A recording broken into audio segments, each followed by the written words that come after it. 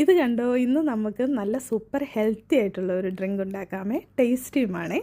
അങ്ങനെ അതിനാവശ്യമായിട്ടുള്ള ഇൻഗ്രീഡിയൻസ് ഒക്കെ ഒന്ന് എടുത്തു വെച്ചിട്ടുണ്ടേ.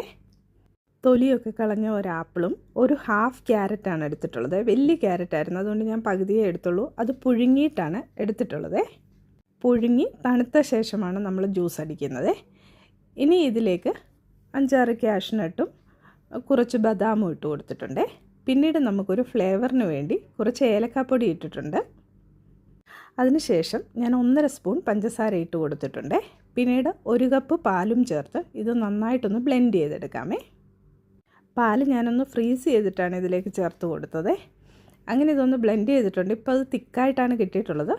കുറച്ച് പാലൂടെ ചേർത്ത് കൊടുത്തിട്ടുണ്ട്. അതിനുശേഷം ഒന്നുകൂടെ ബ്ലെൻഡ് ചെയ്തെടുക്കാം. അങ്ങനെ നമ്മുടെ ഡ്രിങ്ക് ഇവിടെ റെഡി ആയിട്ടുണ്ട്. ഞാൻ കുറച്ച് ബദാം ഒന്ന് കുതിർക്കാൻ വേണ്ടി വെള്ളത്തിലിട്ടിട്ടുണ്ടായിരുന്നേ. അതിൻ്റെ തൊലിയൊക്കെ കളഞ്ഞ് ഇനി ഞാൻ അതുകൂടെ ഒന്ന് കട്ട് ചെയ്ത് നമ്മുടെ ഡ്രിങ്കിലേക്ക് ചേർത്ത് കൊടുക്കുന്നുണ്ട്. ഇവിടെയാണെങ്കിൽ ഭയങ്കര ചൂടാണേ. മക്കൾക്കാണെങ്കിൽ അവധിയുമാണേ.